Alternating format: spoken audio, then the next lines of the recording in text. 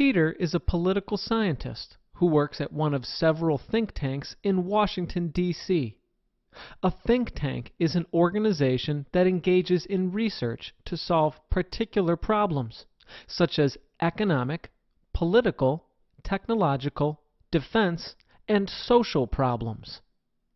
Peter's research focuses on the application of political science to solve pressing political and policy problems. According to the American Political Science Association, political science is the study of governments, public policies, and political processes, systems, and political behavior. As political scientist Harold Lasswell has explained, politics is the process of determining who gets what, when they get it, and how they get it. This is why Aristotle viewed political science as the master science, because politics affects pretty much every other human social endeavor. Political science helps us understand politics. If you can understand something, you have a better chance of making it work in the manner you want. In other words, you have a better chance of helping to determine who gets what, when they get it, and how they get it. Let's look at an example. Peter is studying the problem of healthcare in the United States. The United States pretty much spends more money per capita on healthcare than other countries, but ranks well below many countries in healthcare outcomes. Adding to this problem is the public misconception that the United States healthcare system produces better results than systems in other countries that spend much less. Peter's job as a researcher for his think tank is to examine the political problem of healthcare and come up with policy recommendations to solve the problem. This requires the study of political institutions, public policy, political behavior, and philosophical concepts such as justice, equality, fairness, and liberty. He then needs to determine how these political factors relate and interact with a wide range of issues affecting the healthcare system, including economics, public and private finance, law, healthcare services, insurance, and ethics. Peter isn't the only political scientist working at the think tank. In fact, there are entire areas of political science that Peter doesn't study. This is because the study of modern political science has been divided into several subfields. Let's look at the major disciplines of political science. Political behavior is the study of how people and institutions behave in the political environment and why they behave the way they do. The study of political behavior includes the study of public opinion, political groups such as political parties and interest groups, and elections. Political institutions includes the study of governmental bodies, including the executive, legislative, and judicial branches of national governments. Public law is the study of a country's legal and court system. Public policy is the study of how government decisions are implemented. State and local politics is the study of political decision-making and institutions below a national level. Comparative politics is the study of the political system of a foreign country and involves the study of the foreign country's political behavior, national and local government institutions, public law, and public policy.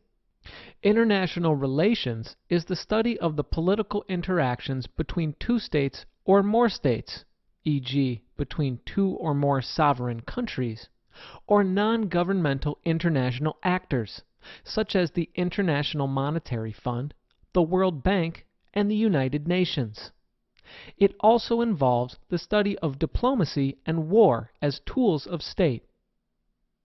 Political theory is the study of the ideas and values concerning concepts of the state, power, individuals, groups, and the relationship between them.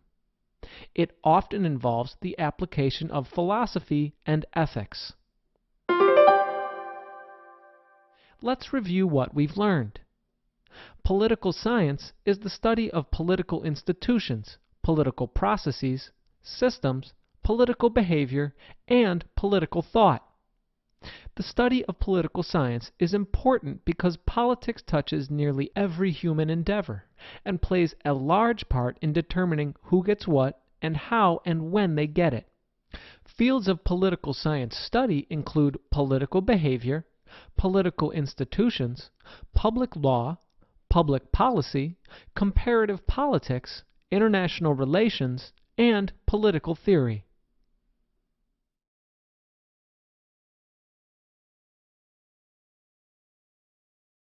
We all want a just society. However, what constitutes justice and a just society has been a topic of debate since at least the times of the ancient Greek philosophers. Justice is a rather abstract concept, and after literally millennia of philosophical debate, there is yet to be a consensus about justice. In the most general sense, justice is fairness and rightness. But fairness and rightness are themselves very abstract, and people cannot agree what is fair and what is right. Instead of trying to come up with an all-encompassing definition of justice, we'll take a categorical approach. 1. Distributive justice is concerned about the fairness or rightness of the distribution of resources in society. Distributive justice is an important concept in politics, since politics is often considered the art and process of determining who gets what, how they get it, and when they get it. For example, revenue generated from income taxes fund federal programs ranging from defense contracts to companies to welfare benefits for the poor. 2. Retributive justice concerns itself with punishment. It seeks to penalize those that violate its laws in a manner that is fair in light of the crime committed. Not all punishments are necessarily just.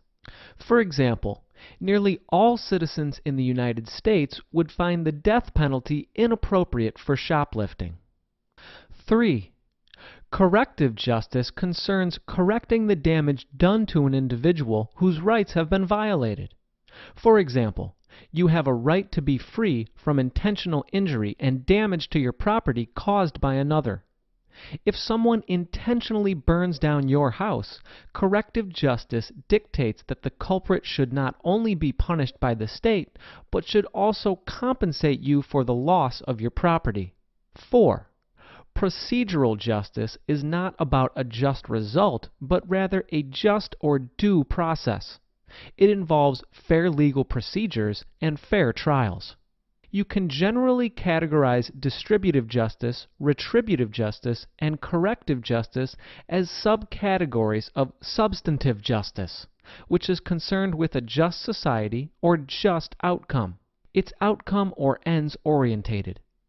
Procedural justice, on the other hand, is concerned about just process or the means by which societal, especially governmental, action is taken. The Declaration of Independence asserts, all men are created equal, that they are endowed by their Creator with certain unalienable rights, that among these are life, liberty, and the pursuit of happiness. Importantly, the Declaration also states that government is created to secure these rights. That's all well and good, but what exactly is a right?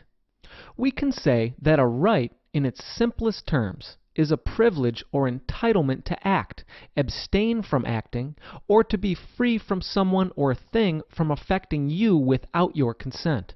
Let's look at some examples. In the United States, you have a right to private property, which means that you can buy, sell, transfer, possess, use, and enjoy property and not have other people or the government, with limited exceptions, interfere with it. You also have the right to be free from the government intruding into your private life. For example, the government does not have the right to stop you without some legal justification, and usually cannot search your home without a warrant. In fact, the first 10 amendments to the United States Constitution outline express rights of individual citizens. Since a major role of government is to protect the rights of its citizens, the political rights of the citizens are very important. Political rights are rights of citizens of a state to interact with their government and participate in the political process. Some of these important political rights in the United States include the right to vote, freedom of speech and association, and the right to petition the government. It's important to note that some rights afforded to citizens of a state are not given to non-citizens. For example, only citizens can vote in a presidential election in the United States. Human rights, on the other hand, are considered universal rights enjoyed by all human beings. Some basic human rights outlined in the United Nations Universal Declaration of Human Rights include the right to life, liberty, equal protection of the law, property, thought, conscience, and religion. Of course, just because the UN has declared that there are certain basic human rights doesn't mean all states recognize or honor those rights. Let's review what we've learned. Justice can be thought of as what is right and fair. Substantive justice is concerned with a just society and includes distributive justice, retributive justice, and corrective justice. Procedural justice is concerned with fair or due process and includes concepts such as fair legal procedures and fair trials. Rights are also an important concept in political thought. A right is an entitlement or privilege to act, refrain from acting, or to be free from someone or thing acting upon you without your consent. Political rights are rights enjoyed by citizens of a state and involve the entitlement of the citizens to interact with the government and participate in the political process. Human rights are basic rights to which every human being is entitled, regardless of their state of citizenship.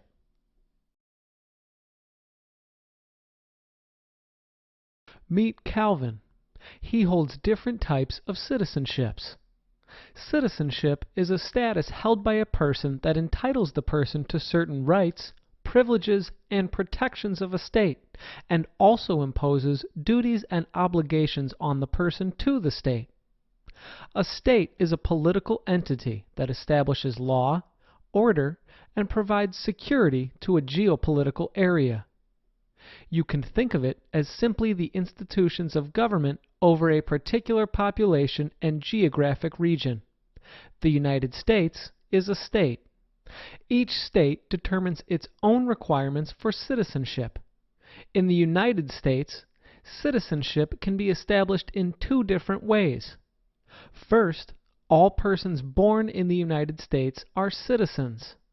Second, foreign persons can become citizens through naturalization, which is a legal process to become a citizen.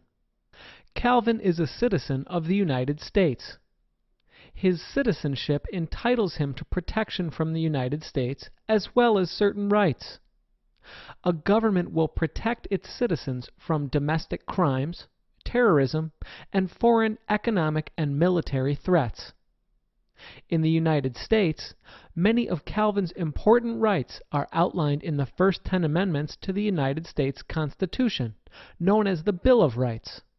Some other rights are established through federal legislation, such as social insurance programs and anti-discrimination laws. Citizenship also comes with obligations and duties to the state, such as following the laws of the state. Calvin's most important duty as a citizen is allegiance, a duty of loyalty. Calvin must not put the interests of any other state above the interests of his own. Doing so may constitute treason, which is a breach of one's allegiance to the state and a serious crime. During times of a war, Calvin may even be called on to serve in the military. In some countries, citizens are required to serve in the military for a mandatory period of time. Calvin's citizenship is not just restricted to the United States. He's also a citizen of New York, which is a political unit of a state that happens to be called a state. In the United States, a person is a citizen of the state where the person resides. Since Calvin lives in New York and is a citizen of the United States, he is also a citizen of New York State. Calvin can even be a citizen of more than one country. Dual citizenship is simply when a person is citizen of more than one state. While some countries do not permit dual citizenship, many do, including the United States. For example, Calvin actually is a citizen of both the United States and Canada. This doesn't pose much of a problem because of the long and friendly relationship the U.S. has with Canada, but dual citizenship can create problems if the two countries aren't so friendly. Remember, a citizen has a duty of loyalty to his country, so dual citizenship can create conflict in allegiance.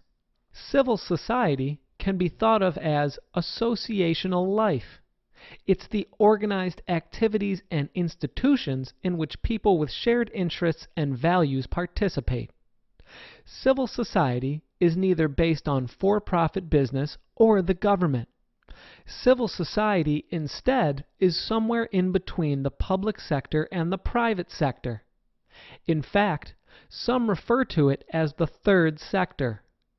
Examples of associational life include participation in organizations and institutions such as business associations, charitable organizations, unions, social movements, community organizations, and political advocacy groups. Civil society may also be viewed as a necessary component of a good society. Active civil participation in civic associations can support a democratic, free, and just society if the members of the civic associations have those values as its interests and goals. However, a strong civil society does not necessarily lead to a democratic, free, and just society.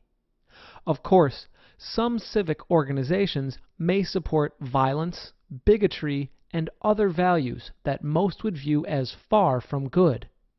Finally, civil society can be viewed as a forum for public discussion, debate, and deliberation.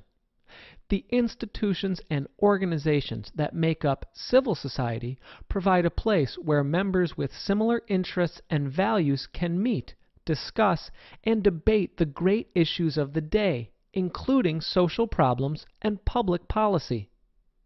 For example, Calvin is a real estate agent that belongs to a real estate association, whose members are always debating the problem of homelessness in the community and what can be done to provide affordable housing. Civil society is a way in which we can join together with like-minded people and try to shape society in ways we believe it should be shaped. This may mean volunteering at a local soup kitchen through a service or church organization, or protesting a government action as a member of a political advocacy group. It may mean helping a new member of your profession get on her feet through programs offered by a professional association. And it may mean just joining the local neighborhood watch or building a stronger community by joining a bowling league or community organic farming project. It is the act of civic engagement and participation through associational life that leads to a civil society and the benefits that may be derived from it. Let's review what we've learned. Two important concepts in political life are that of citizenship and civil society. Citizenship is the status held by a person that entitles the person to rights and protection from a state and imposes upon the person certain duties to the state, including allegiance to it. Citizenship in the United States is based either upon birth or the naturalization process. Sometimes a person can be a citizen of more than one state, which is known as dual citizenship. Citizens often engage in civil society. Civil society can be thought of in three different interrelated ways. First, civil society can be viewed as a goal in itself that results in a good society.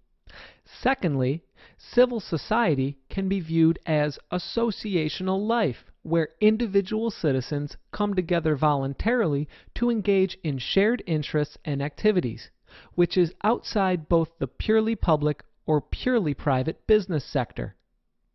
Finally, civil society provides a framework wherein citizens come to debate, discuss, and deliberate on the great social and political issues and problems of the day.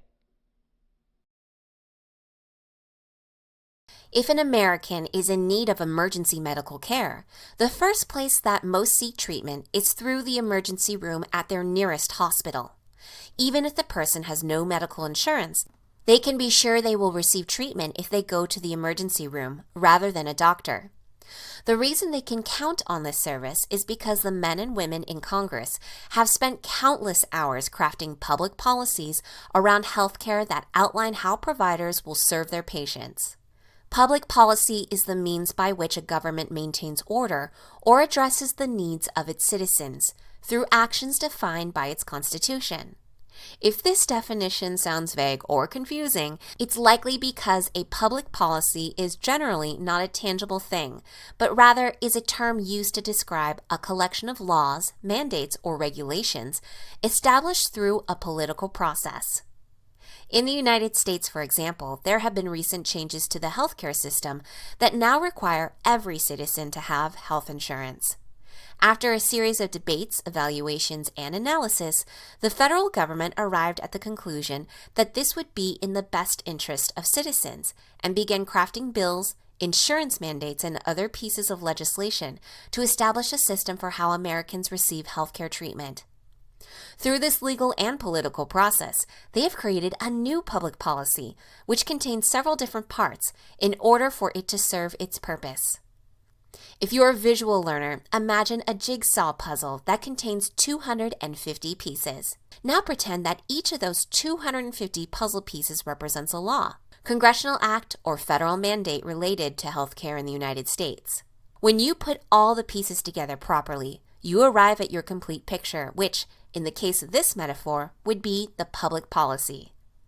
Because public policies are in place to address the needs of people, they are often broken down into different categories as they relate to society.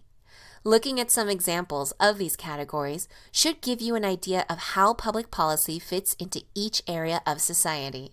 Health policy, for example, covers not only the insurance mandates discussed above, but refers to all policies related to the health of a particular group. When the AIDS epidemic emerged in the early 1980s, governments around the world had to craft new policies around how the disease would be treated, what steps they would take to educate the public, and so on. Another important type of public policy in a society is its legal policy. Legal policy covers the laws used to determine, among other things, what will be considered a crime, how that crime will be punished, and who will be responsible for handing out the punishment. For example, in most cases, the act of murder is a crime that is often punished with a lengthy prison sentence or even the death penalty. The classification of murder as a crime and the common punishment for the crime are both examples of how a government responds to a problem using public policy. As a collection of laws and rules used to manage a society, public policy can often be controversial or passionately debated. Depending on a person's perspective or point of view, public policy can seem unfair, oppressive, or even inhumane. In minority communities, it is not uncommon for people to challenge public policies that they feel restrict or marginalize themselves and others. For example, policies around women's reproductive rights, marriage equality, and poverty have all been criticized over the last several decades because many believe that they do not represent all citizens or privilege one group over another. Because public policies are in place to meet the needs of society or solve a problem, they often change as the needs or beliefs of a society change.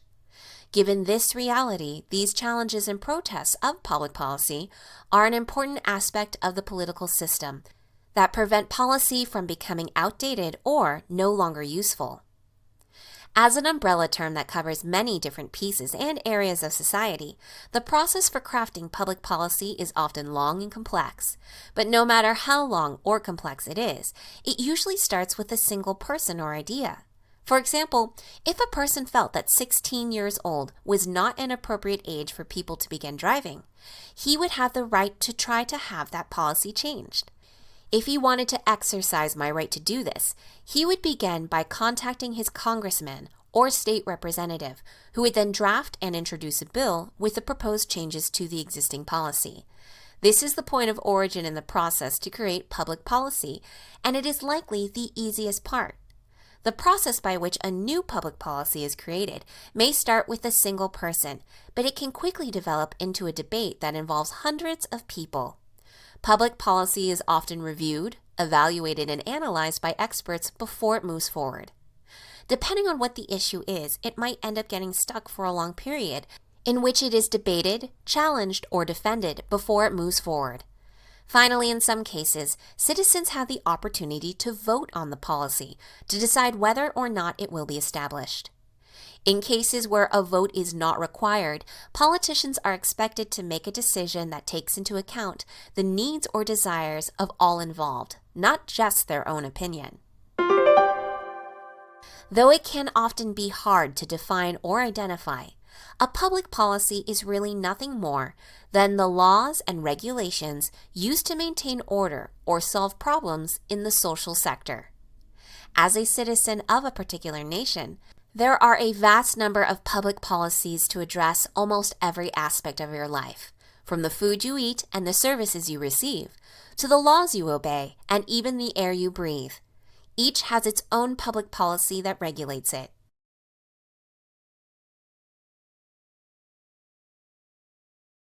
As Americans, we hear a lot about the U.S. Constitution. After all, along with the Declaration of Independence, it is a founding document. Maybe some of you have even been to the National Archives in Washington, D.C. to see it. We understand that our government is based on the U.S. Constitution. But what exactly is constitutionalism? Maybe you've heard this term, maybe you haven't. Constitutionalism is a political philosophy based on the idea that government authority is derived from the people and should be limited by a constitution that clearly expresses what the government can and can't do. It's the idea that the state is not free to do anything it wants, but is bound by laws limiting its authority. Constitutionalism has a vibrant history among the English people, and that tradition has been passed on to other nations, most notably to us as Americans. Let's dig deeper and learn more about constitutionalism. The roots of constitutionalism go way back. It didn't just spring up out of nowhere, but rather evolved into what it is now. Way back in 1215, King John of England was forced by a group of wealthy nobles to sign a document called the Magna Carta. The Magna Carta set certain limits on the king's power. The practical importance of the Magna Carta has been exaggerated over the years, but nevertheless, it did set a precedent for limited government. Jump ahead to the year 1689. In that year, the English Bill of Rights was signed by King William III of England. King William III, who had previously been known as William of Orange, came to power in what is called the Glorious Revolution. Basically, the people of England were tired of King James II's pro-Catholic policies and invited William, who was a Protestant, to come invade their country and become their new king. The English Bill of Rights outlined what rights English citizens possessed and placed limits on the monarch and Parliament. The English Bill of Rights is a foundational constitutional document that helped inspire the American Bill of Rights. Political theorist John Locke played a huge role in cementing the philosophy of constitutionalism. Locke was an English intellectual who helped develop the concept of social contract theory. According to this theory, government itself is a sort of contract between the people and the state, and if the state abuses its power or doesn't hold up its end of the bargain, the people have the right to make the contract null and void.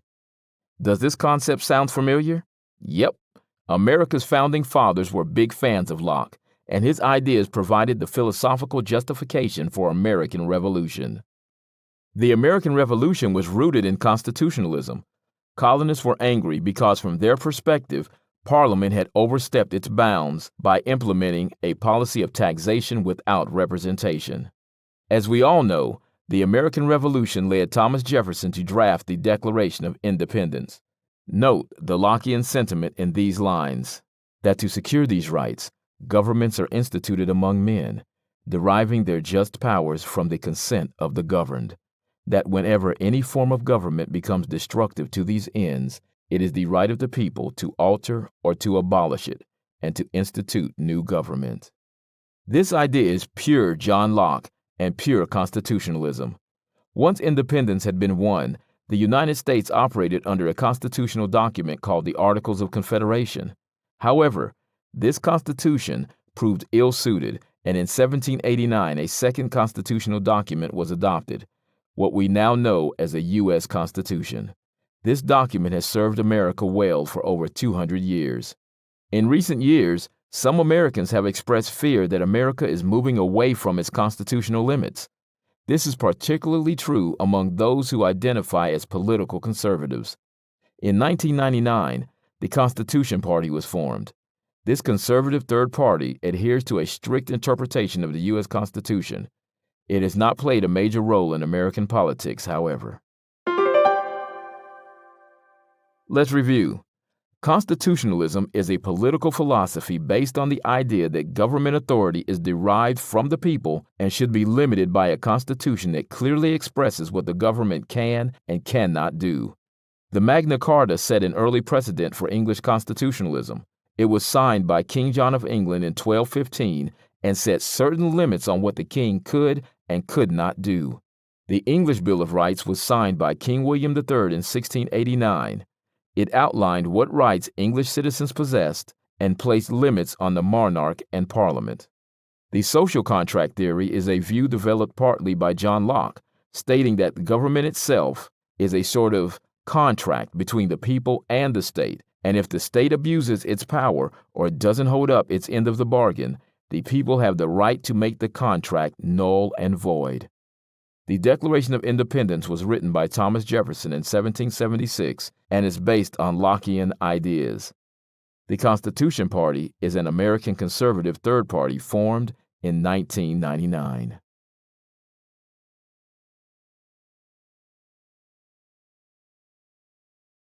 How do you feel about immigration? What do you think about health care funding? How about gun control? When did you form these opinions, and why did you form them? Political socialization is the process by which people form their ideas about politics. It's the lifelong development of a person's political values. Though most political socialization occurs during childhood, people continue to shape their political values throughout their lives. A lot of different factors affect a person's political socialization. Personal factors, such as your family, social and economic classes, education, and peer groups, all influence your political values. More general items, like the mass media and key world events, also affect your political values. Let's take a look at how each of these factors plays a role in political socialization. Typically, family is the most important political influence early in our lives. Have you ever heard someone refer to herself as a lifelong Democrat or lifelong Republican? How can that be? Can small children have a political party affiliation, an identification with a particular political party? They can. Though most kids don't understand the intricacies of party affiliation, they can align themselves with political parties. Kids often acquire liberal or conservative beliefs based on the behaviors and attitudes of their parents, grandparents, or other key adult figures in their lives. For example, my friend Anne grew up in a family of Democrats. Her parents and grandparents identified themselves as Democrats.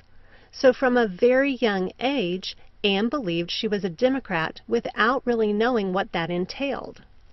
Even aside from party affiliation, children often take on the political culture of their older family members. This refers to the system of general political traditions, customs, and beliefs of the family. Though most parents don't include their children in political discussions, kids pick up on casual remarks made between adults and acquire the same political beliefs. For Anne, she remembers watching images of the Vietnam War on television news during dinner time, and her family's comments that it was time to get out and that the war had grown too large. Anne says her family was largely against the Vietnam War, and so, though she was in elementary school at the time, she was too. Similarly, a person's social and economic classes play an important role in that person's political socialization and identification. Socioeconomic status is a measure of an individual's or family's economic and social position based on education, income, and occupation. Socioeconomic status shapes our political views. For example, in the 2010 midterm elections, polls showed that 56% of those earning less than $30,000 a year voted for Democratic candidates. On the other hand, 62% of those earning more than $200,000 a year voted for Republican candidates. This is largely in keeping with Anne's family, who are mostly teachers and welders. About half are college educated, and they are largely middle class. Next, let's take a specific look at education. Schooling plays an important role in our early political socialization. Our history, government, and social studies courses teach how government and politics work in our country. Students learn about important American values, meaning the common cultural goals of freedom, equality, and liberty. Especially in upper-level high school and college courses, students also examine important political events and are encouraged to form their own opinions. Experiences like class elections also help students form opinions about the fairness of the political process. For example, Anne didn't register to vote when she turned 18. She waited until she was almost 20 because she felt her vote didn't count and that most voters didn't care about the issues. She was still hurt and disappointed after losing a senior class election to another student who she felt wasn't serious about serving the school. For college-age students and adults, our peers greatly influence our political attitudes. This is especially true for work peers, who are simply colleagues from work or people associated with your career. For example, many teachers are united against recent implementation of Common Core state standards in some states. These are math and English academic standards tested at the end of each school year. Many teachers find the standards and the testing to be unhelpful to student achievement and have actively protested their use. Religious peers also hold great influence over our political attitudes. These are simply people associated with your same religious affiliation. For example, most Catholics oppose capital punishment. So if you're Catholic, there's a good chance you, too, oppose capital punishment. Now let's take a look at how more general influences play a role in your political socialization. The mass media affect our political values. The mass media is any means of communication intended to reach a general, public audience, but much of our political information comes from television news. Many television programs include analysis and commentary on current issues. Viewers form political opinions using the information presented. For example, Anne enjoys watching Sean Hannity on Fox News. He's a conservative political host. Anne didn't know much about child immigrants crossing the border into the United States, but after watching one of Hannity's shows, she was convinced it was a major crisis. Key political events, like the so-called border crisis, can shape an entire generation's political attitudes on a particular subject, like immigration. For example, Patriotism in support of the war on terror soared for years after the 9/11 terrorist attacks, and the effects still remain. Awareness of international terrorist groups and support of the military was heightened, while opinions regarding international travel and oil dependency changed. For many Americans, the 9/11 attacks played a crucial role in their political socialization. Let's review. Political socialization is the process by which people form their ideas about politics. It's the lifelong development of a person's political values, though most political socialization occurs in childhood. Political socialization is most affected by personal factors. Children often adopt the same political party affiliation or identification with a particular political party as their immediate families. Children also usually adopt the political culture, or a system of general political traditions, customs, and beliefs of their families. Socioeconomic status is a measure of an individual's or family's economic and social position based on education, income, and occupation, and shapes our political views on many issues, such as taxes and public assistance. Through schooling, we learn about important American values, such as the common cultural goals of freedom, equality, and liberty. For college-age students and adults, our peer groups greatly influence our political attitudes. This includes colleagues from work and those of our same religious affiliation. More general items also affect our political values. The mass media is any means of communication intended to reach a general public audience. We form political opinions by using the information gathered through the media. Lastly, key world events such as wars or other crises shape our political values.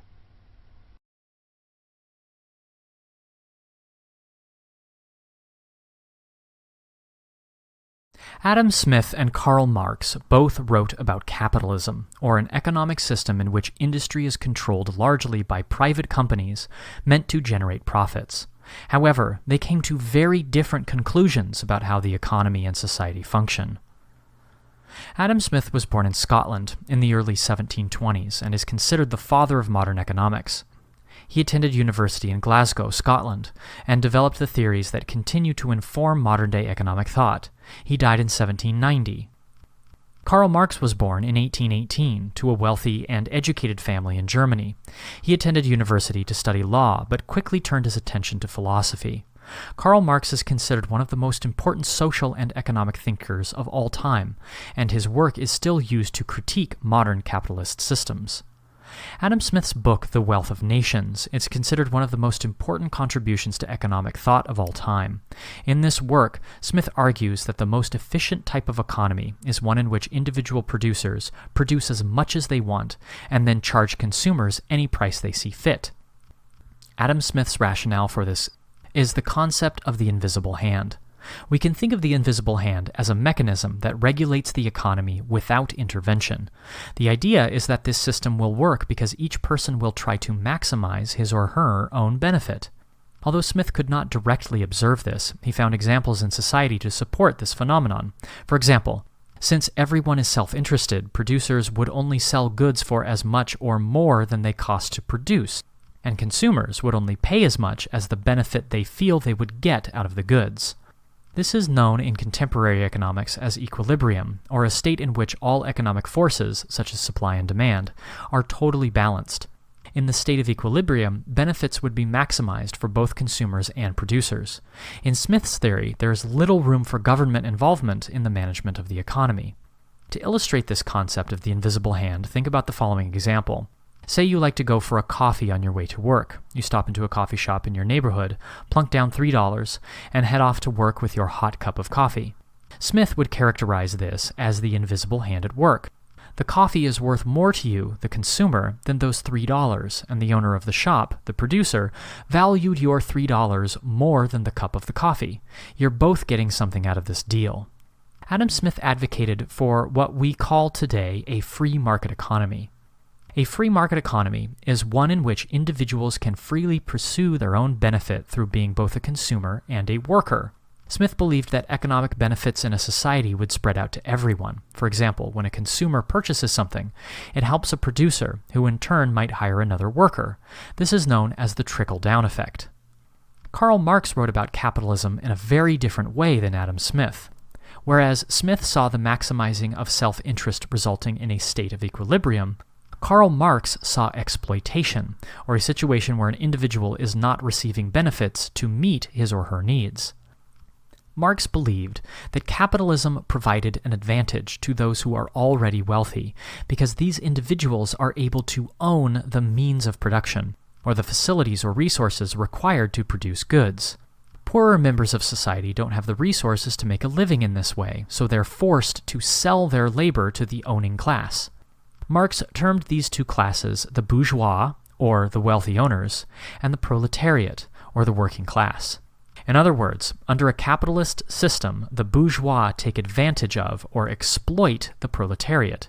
In contrast to Adam Smith, Karl Marx did not believe that capitalism was the most efficient way to organize an economy.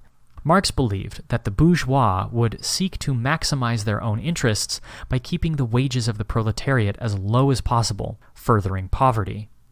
Karl Marx believed that the solution to the problems of capitalism was a revolution by the proletariat in which they overthrew capitalism, creating a social order that did not allow individual owners to exploit labor. Marx envisioned a society in which the proletariat, or the working class, owned the means of production. Marx believed this society would be communist. Now you may hear this term thrown around a lot, but Marx meant a society where land and labor are owned by everyone. Wealth would be shared among all of the people, and, very important for Marx, the class structure would be completely eliminated. Remember the coffee shop example from above? Marx would have said that the barista who sold you the coffee is being exploited because he is forced to sell his labor to the owner of the coffee shop.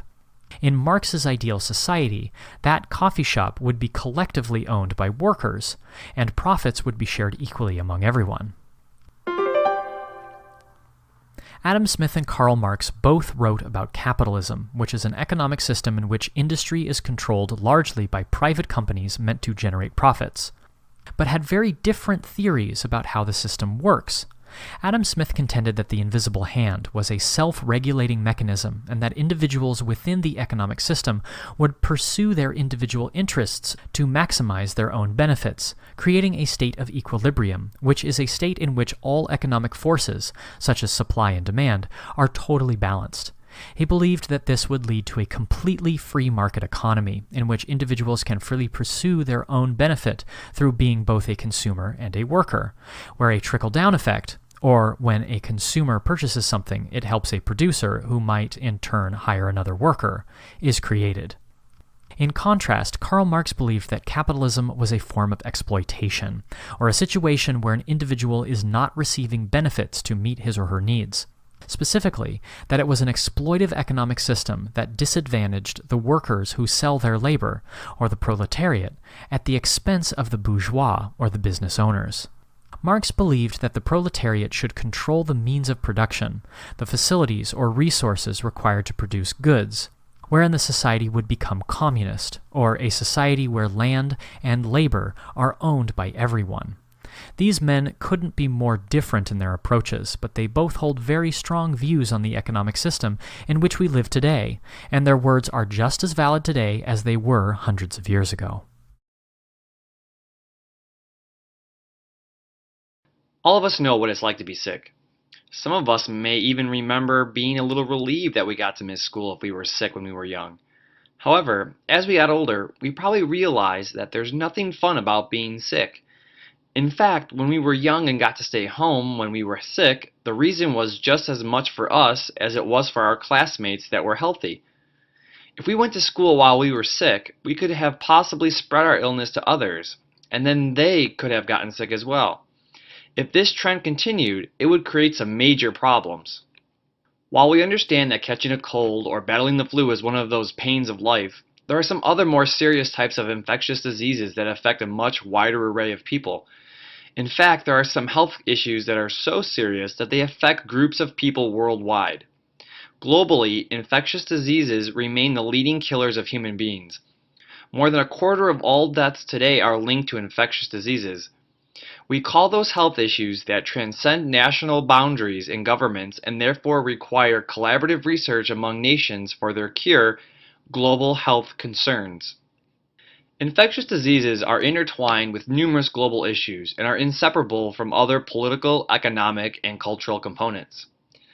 The average child growing up in the United States, most likely very similar to yourself, is able to remain relatively healthy because of things like vaccinations, easy access to medicine, and public services that are committed to keeping us healthy, such as doctors and hospitals. Imagine, however, if you were the same child growing up in the developing world, which includes places that are of low socioeconomic status. Chances are you wouldn't have the same types of resources readily available to help you out if you were to get sick. This is unfortunately the fear that many people around the world are faced with every day. The risk for global health concerns spreading is increased because of factors such as poor economies, ethnic conflicts, environmental degradation, population growth and urbanization, and international trade. Countries with poor economies often don't have the money and resources for adequate health care and health research to combat a serious health issue. Ethnic conflicts contribute to the collapse of public services that may have been normally available to help treat health concerns. Fighting also may create large refugee populations, which encourages overcrowding and unsanitary conditions that make diseases ripe for spreading. Environmental degradation contributes to global warming and flooding, which allows germs to live longer or creates environments where diseases can breed. Also, the rise of the global population and interaction with one another through urbanization and trade has given people reason to travel farther and come into close and consistent contact with one another, which increases the likelihood that a global health concern will occur. When we get sick with a cold or flu, we are always told it's best to stay home from work or school. This is not only so that we can get healthy, but it's also important to ensure that we don't get anyone else sick. Let's say that when you were young and your mom said she didn't believe that you were sick with the flu because you've been known to try that excuse before. So instead, she forces you to go to class while you feel miserable.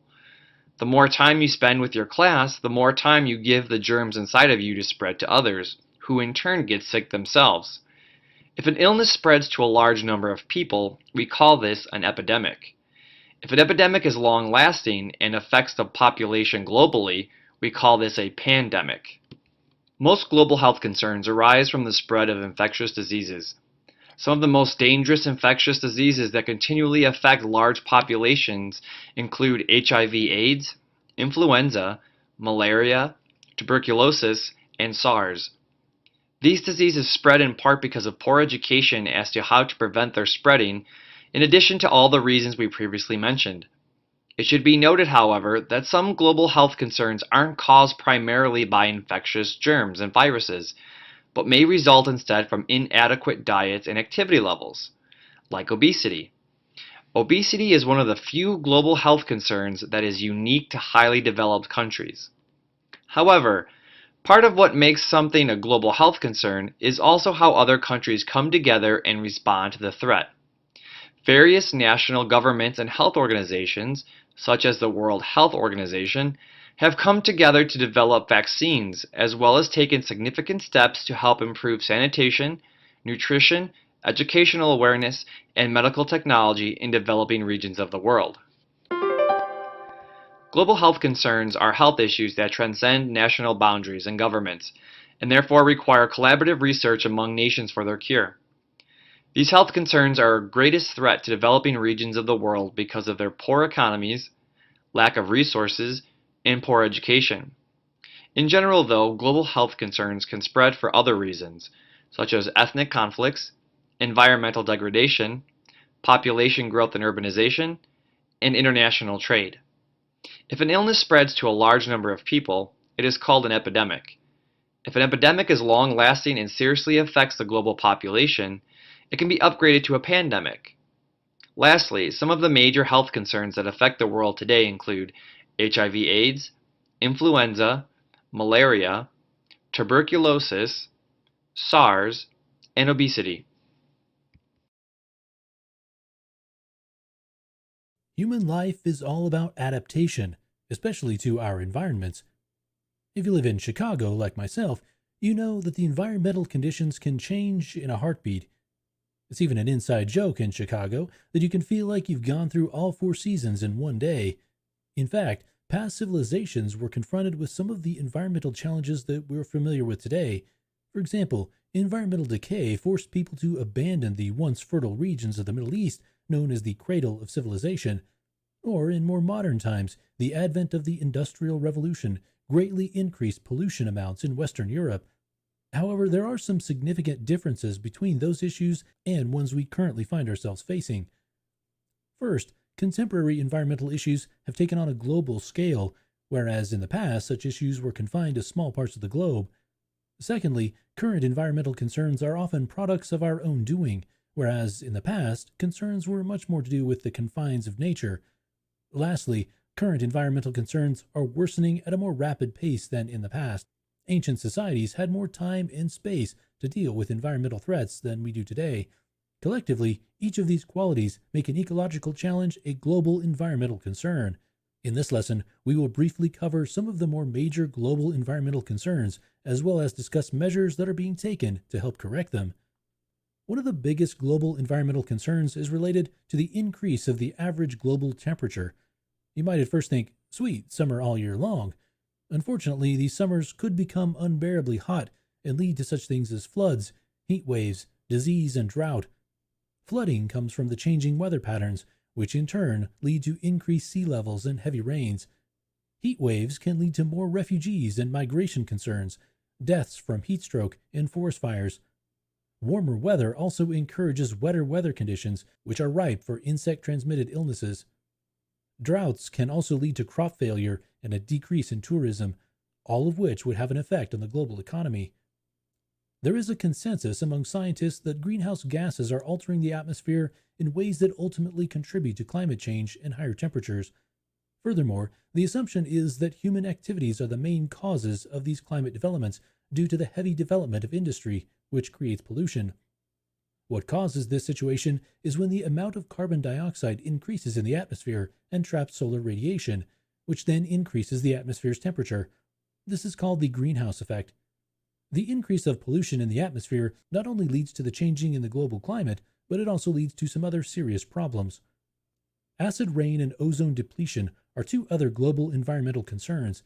Even the word acid should be familiar enough to most of us to know that it's not something we should be touching because it may burn us. So the idea that acid may be falling down on us in the form of rain is even more scary. Acid rain can increase the acidity in lakes and rivers, which can disrupt animal and plant ecosystems. We also face the danger of becoming burned by the growing holes in our ozone layer, which is a layer of the atmosphere that blocks UV radiation. Without this protection, UV exposure can lead to skin cancer, eye disorders, and genetic changes in plants and animals. Ozone depletion is most severe in Antarctica and in the northern hemisphere. Again, though, both of these concerns are primarily caused by the industrial activities of countries worldwide, namely by the burning of fossil fuels and the use of synthetic products called CFCs. Challenges to sustainable living are of concern primarily in the forms of water scarcity and the decline in biodiversity. At the foundation of human existence and life on Earth is water. We need water to create and sustain life. As more water sources dry up because of misuse or become undrinkable because of pollution, there becomes a lack of secure, uninterrupted long-term availability of adequate, clean, fresh water, known as water scarcity. Just think of all the adjustments you would have to make to survive if you didn't have sustained access to fresh water. Unfortunately, in parts of the world, this is a real-life struggle, and as a result, conflicts often flare up over water rights. So the acquisition and protection of freshwater sources has become a significant geopolitical issue. Biodiversity, defined as the number and variety of living organisms on Earth, is also in overall decline. As pollution and overuse cause important plants and animals that many people rely on to go extinct, there becomes a cause for great concern in wondering if the growing global population can be adequately sustained given what biodiversity we have left.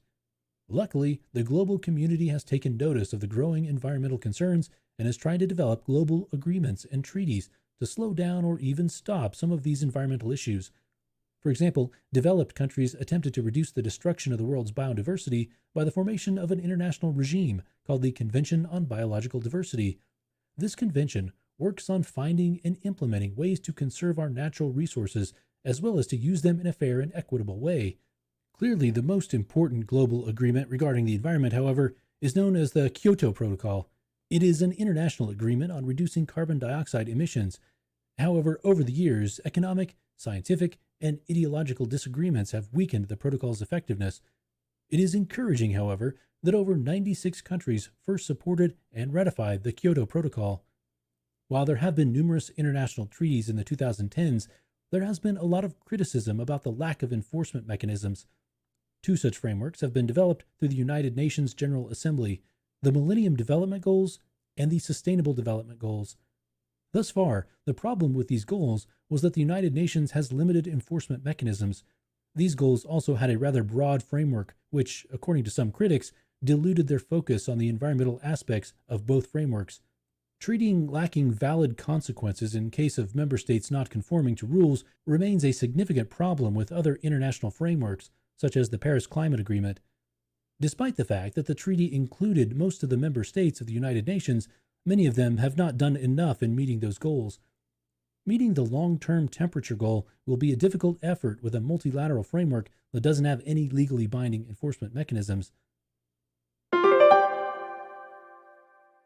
Global environmental concerns include ecological issues that are global in scale, largely caused by humanity, and are worsening rapidly. Some of the biggest global environmental concerns include global warming, ozone depletion, water scarcity, and a decrease in biodiversity. The global community has attempted to come up with some agreements to try and slow the effects of these environmental concerns by forming such things as the Convention on Biological Diversity and the Kyoto Protocol. One of the most fun times I would have as a kid was participating in water balloon fights with my friends. It was important to get the amount of water that belonged to the balloons just right. If there was too much water in the balloon could explode before you even threw it, or it may not have traveled very far at all. The idea of filling up a water balloon with just the right amount of water is fairly similar to the Earth and its capacity as well. The Earth, much like a balloon, is of fixed size and many of its resources are fixed as well. If too many people start to populate or fill the Earth, it becomes impossible for our planet to support everyone sufficiently. The growing rate of environmental decay is also making it difficult for the Earth to sustain the growing population. Environmental decay is a global problem and it is not confined to the borders of a country. It affects rich and poor countries alike. Thus, the viewpoint of putting personal advantage ahead of all humanity is no longer seen as a wise quest, and rather it is becoming increasingly clear that we move towards a course of sustainable development. Sustainable development is economic growth that does not deplete the resources needed to maintain life and prosperity. So in other words, I can go ahead and fill that water balloon up to increase my fun and enjoyment, but I shouldn't fill it up too much because more isn't always better. And while the view of sustainable development is a good one, not everyone agrees if that is attainable. One of the more famous views on sustainability is the Neo-Malthusian school of thought that says that the growth of the global population is outpacing the amount of food available to adequately sustain everyone. Neo-Malthusians believe that since food is an essential component to human life, people need to have it, but there needs to be some preventative or positive checks on population to slow its growth, so that it keeps pace with the rate of food production.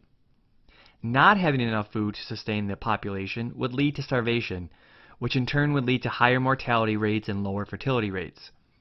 Neo-Malthusians also believe that not having enough food leads to strains on a country's economy and can lead to social unrest and the rise in violent crime. So it's clear that Neo-Malthusians paint a pretty dire picture of the future. Unlike the views of the Neo-Malthusians, which originated over 100 years ago, the concept of sustainable development is even more directly traceable to 1987. In 1987, a commission known as the Brundtland Commission submitted a report called Our Common Future, which concluded that the world cannot sustain the growth required to meet the needs and aspirations of the world's growing population, unless it adopts radically different approaches to basic issues of economic expansion, equity, resource management, and energy efficiency. The Brundtland Commission agreed with the Neo-Malthusians that our population was outpacing the needs of our growing population, But where it differed is that instead of calling for checks on population growth like the Neo-Malthusians would, the Brundtland Commission instead supported using what resources we have more wisely and efficiently. The thought was to meet the needs of the present without compromising the ability of future generations to meet their own needs. Thus, you can see that this view is more optimistic than the previous one. The last view on sustainability again agrees with the fact that population growth leads to an increase for a demand for food, much like the previous two views. However, this new view, known as the anti-Malthusian view of sustainability, claims that instead of the increased demand for food leading to starvation and death, that humanity will adapt to meet current needs through its innovation and technology. You can see how this view is much more optimistic than the Neo-Malthusian view, and even more optimistic than the Brundtland Commission. So an easy way to keep all three views straight in your mind would be to divide them according to how optimistic they are for the future. The anti-Malthusians would be on the top, then we would see the Brundtland Commission, and finally we would see the Neo-Malthusians on the bottom. Nevertheless, what is consistent across all three views is that each one has some merit, but yet none of the views are completely accurate. The world as we know it is fixed in size, and it can only sufficiently support so many people. As the global population and amount of environmental decay increase, there is a heavy strain that is put on the Earth to promote sustainable development. Many scholars agree that the growth of the global population is outpacing that of the food supply. However, scholars differ as to what the consequences of that imply or on how best to combat the issue. The Neo-Malthusians believe that population checks are needed, or else the inadequate amount of food will lead to starvation and higher death rates. The Brundtland Commission, on the other hand, felt that we needed to focus on using our current resources more efficiently rather than focusing on population portions of the problem. Finally, the anti-Malthusians believe that yes, the demand for more food may put a strain on the Earth, but that humanity will overcome this problem through their innate sense of innovation and the development of better technology. A phenomenon that's gaining in popularity is that of competitive eating. In fact, every 4th of July in the United States, there's a world-famous hot dog eating contest. If you've ever seen this competition, you might think to yourself, how in the world do they eat so many hot dogs? Well, a conservative eater paces his eating so that he doesn't put too much into his stomach at one time, or else, chances are, that food won't stay in the stomach for very long. However, the competitive eater also has to be efficient in how he eats. For an efficient eater, it's not all about just stuffing hot dogs in your mouth. Rather, there are certain techniques competitive eaters use to eat as many hot dogs as possible. One such method is by dipping the buns in water so that they are easier to swallow. Energy conservation and energy efficiency are not only important topics for competitive eaters, they are also important when discussing our reliance on the Earth's natural resources. There is currently a worldwide demand for energy sources.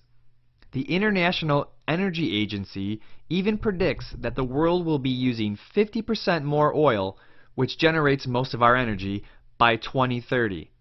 Thus, it is important to first understand the difference between energy conservation and energy efficiency, and then address the renewable energy strategies for shifting the globe's focus off of non-renewable resources like oil. Energy conservation is the act of saving energy by reducing a service. In other words, to conserve energy, you need to cut back on your usage. Simple examples might include turning off the lights when you leave a room, driving your car less and taking public transportation more, or by buying a programmable thermostat that can regulate the temperature of your house. Or, in our competitive eater example, remember that a conservative eater only eats as many hot dogs as his stomach can hold. Energy efficiency, on the other hand, is defined as saving energy but keeping the same level of service. For example, if you turn off the lights when you leave a room, you are practicing energy conservation. If you replace an inefficient incandescent light bulb with a more efficient compact fluorescent bulb, you are practicing energy efficiency. Or, in our competitive eater example, remember that an efficient eater looks for ways to get the hot dogs in his stomach in the best way possible, for instance, by dumping them in cups of water. Currently, the majority of the Earth's energy comes from a non-renewable or non-replaceable source in the form of oil. and not hot dogs.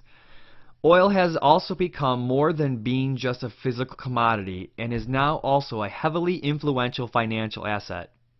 Most of the world's oil companies are also state-controlled, and so oil prices are often used as an instrument of coercive diplomacy to influence the actions of other countries. This, paired with the fact that the amount of oil that the Earth has will someday run out, has led to the search for renewable or replaceable sources of energy. Thus, the shift has been towards natural resource conservation, cutting back on the amount of oil that the globe consumes, while also looking towards more efficient sources, ones that are renewable, to help wean ourselves off the sole reliance on oil. Technologies that derive energy from the sun, wind, water, and nuclear and chemical reactions are examples of renewable energy strategies. Among known technologies, nuclear energy has often been championed as the leading alternative to fossil fuel dependence. In fact, the United States in 2010 provided billions of dollars in federal loan guarantees for companies to build 2 nuclear reactors. So the desire for renewable energy resources is there. For some countries, however, safety and financial concerns may limit the surge toward nuclear power. Thus, the cost-benefit implications of renewable resources have profound implications for global environmental policies.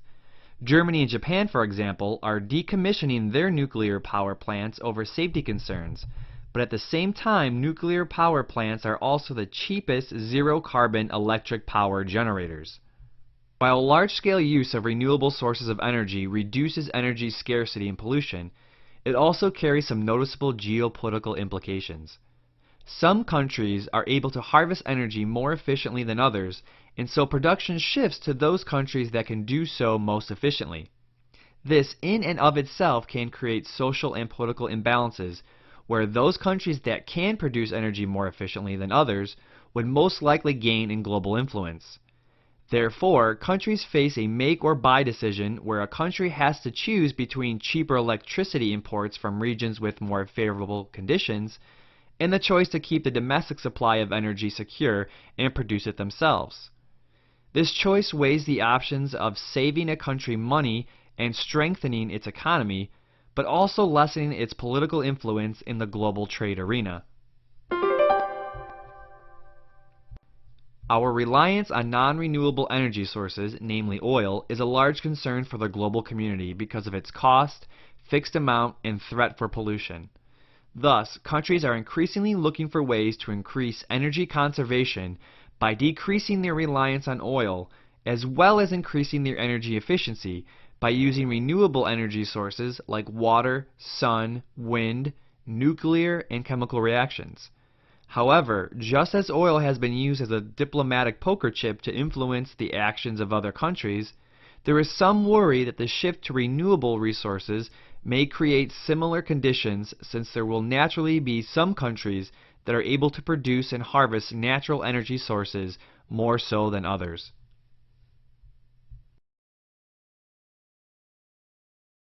Imagine for a moment that you are the youngest child in a family of 10 people. By any country's standards, that's an awfully big family. Further, imagine that the size of the house you live in can only comfortably fit 8 people because your parents don't have enough money to buy a bigger house. Where then are you going to sleep? How will your family ration food to feed everyone? Unfortunately, this is an analogy that is playing out on a global level. The too small of a house problem is actually the same one our planet Earth is now facing, and our growing family is our global population. In other words, our planet is becoming too small to take care of the growing number of people living in it. At the center of population growth is the extent to which the global population growth threatens the Earth's carrying capacity, which refers to the maximum number of humans or animals that can survive within a given area. Overpopulation, too many people living in an area that has inadequate resources to support them, has been a global concern for centuries. The growing global population is also affecting some groups of people more than others. In our previous analogy, if you are part of a family of 10 but live in a house that only fits 8, that carries with it serious implications. You may not have a place to sleep, nor have enough food with which to feed yourself. Thus, population problems must be seen in the context of consumption. The population of the developed world, which consumes a lot, is seen as a big problem for the world's resources. What is also problematic is that on the whole, even though the developed world has relatively stable or declining populations, and while the developing world has rapidly increasing populations, developed countries often control and use more of our global resources than the developing world does. This disparity of resource consumption has deep historical roots. For example, compared with the developing world, Europe has always had a smaller population. However, the Industrial Revolution and the scientific advances in agriculture, science, and weaponry made Europeans prosperous and allowed these countries to not only support themselves, but also allowed them to conquer and colonize other parts of what is now the developing world. As a result, the developing world was left at a distinct disadvantage in being able to develop once the European powers left. The developing nations had most of their resources taken away, and they didn't have the long history of being able to develop like the Europeans had. The greatest impact of this economic, political, and social domination by less populated developed countries is that it has created a lasting state of inequality within more heavily populated developing countries. Due to a historical lack of resources, developing countries have inadequate education systems, low rates of contraception usage, and subsistence-based economies that require large labor forces. All of these factors lead to rapid population growth. This state of inequality is only made worse because many developing countries abide by cultural norms that value large families or that value beliefs that large families are needed so children can support the parents. Even though overpopulation in the developing world often leads to high rates of poverty overall, countries such as China and India are slowly shifting economic and political power as emerging market economy countries. While poverty isn't as big of a problem for developed countries versus developing countries, they too have their own population issues. For instance, the United States has historically become so prosperous globally that immigration rates are increasing and could eventually put a strain on its carrying capacity over time.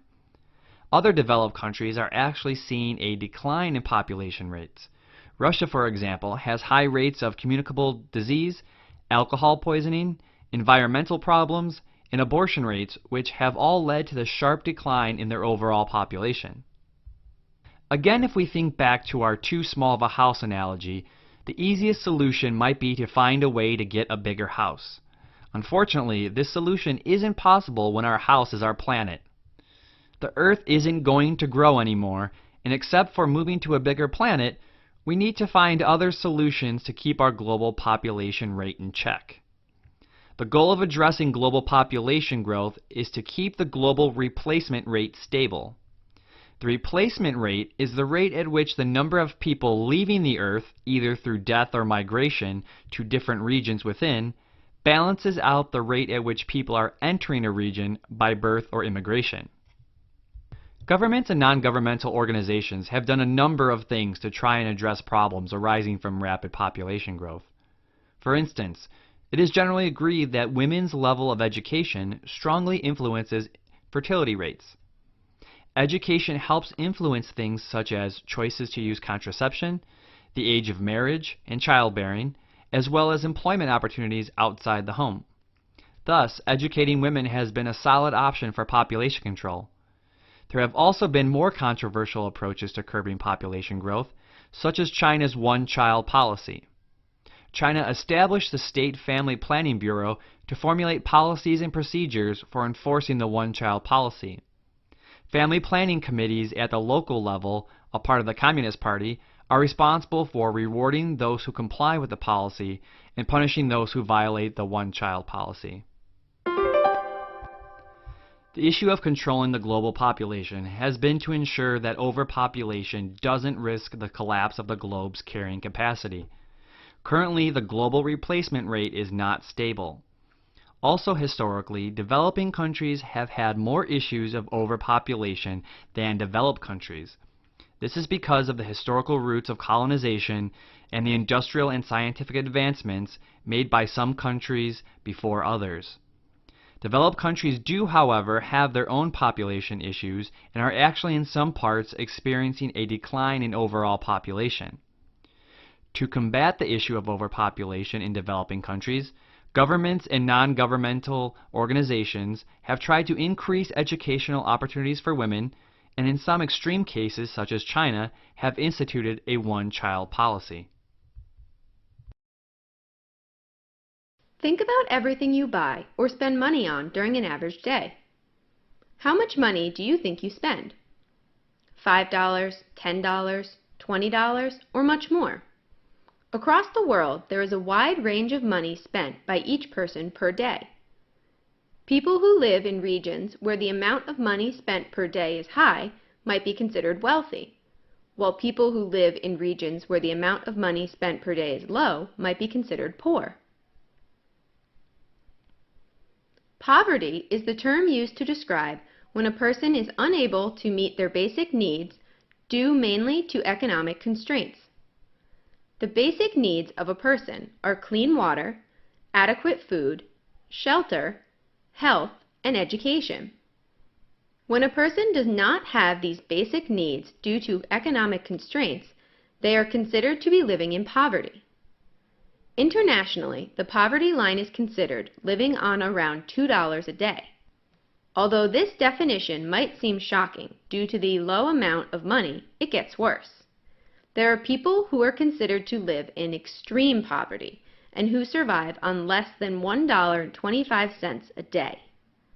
As of 2010, there were nearly 1.4 billion people worldwide that were classified as living in extreme poverty.